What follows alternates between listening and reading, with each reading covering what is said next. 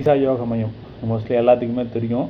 நம்ம ஜத்குரு சக்கி வாசுதேவ் அவர்கள் ஒரு பெரிய ஸ்கேமை உருவாக்கி வெள்ளிங்கிரி அடிவாரத்தில், கோயம்புத்தூரில் இருக்க வெள்ளிங்கிரி அடிவாரத்தில் ஒரு பெரிய கோயிலவே கட்டிட்டார். கோயில்னு சொல்ல முடியாது, ஒரு மடத்தையே நிறுவிட்டாருன்னு சொல்லலாம். ஸோ வருஷம் வருஷம் இந்த மகா சிவராத்திரி அன்னைக்கு பெரிய ஒரு பிரம்மாண்டமான ஒரு மேடை அமைச்சு பெரிய பெரிய சீஃப் கெஸ்ட் நட்சத்திர பட்டாளத்தையெல்லாம் கூப்பிட்டு வந்து காற்றுலேயே பல விஷயங்களை பரவ விட்டு அவங்களெல்லாம் டான்ஸ் ஆட விடுவார். ஓகேங்களா? ஸோ இப்போ வந்துட்டு அதாவது யூஸ்வலாக அந்த மகா சிவராத்திரி அன்னைக்கு ஒவ்வொரு டிஸ்ட்ரிக்ட்லேருந்தும் பஸ்ஸு வரும். ஓகேங்களா? நான் ஆக்சுவலாக நானும் கோயம்புத்தூர் தான். ஸோ ஒவ்வொரு டிஸ்ட்ரிக்ட்லேருந்தும் பஸ்ஸு வரும். அந்த ரோடே வந்துட்டு பார்த்திங்கன்னா அந்த 2 நாளைக்கு பாடுபட்டுரும். ஸோ எங்கே கடலூரில் இருந்தெல்லாம் கோயம்புத்தூருக்கு பஸ்ஸு வரும். ஸோ இப்படி தான் அவர் வந்துட்டு நல்லா பிரபலப்படுத்திக்கிட்டே இருந்தார் சக்கி வாசுதேவ் அவர்கள் மகா சிவராத்திரி அப்போ எதையா ஈசா யோக மையத்தை.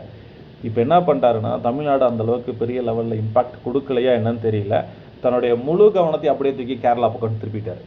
ஓகேங்களா?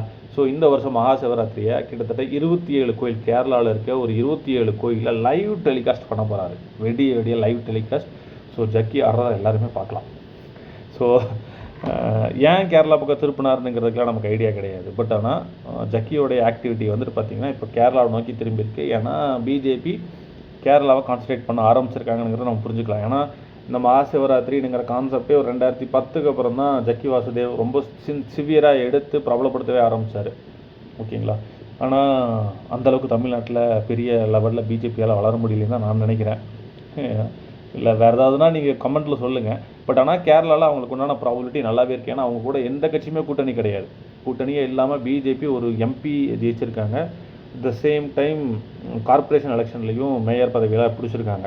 ஸோ அதனால் கேரளாவில் உங்களுக்கு பாசிபிலிட்டிஸ் அதிகமாக இருக்குதுங்கிறதுனால ஜக்கி யூஸ் பண்ணி அவங்க கேரளாவை கான்சன்ட்ரேட் பண்ணுறாங்கன்னு நான் நம்புகிறேன். நீங்கள் என்ன நினைக்கிறீங்கங்கிறத கமெண்ட்டில் சொல்லிடுங்க.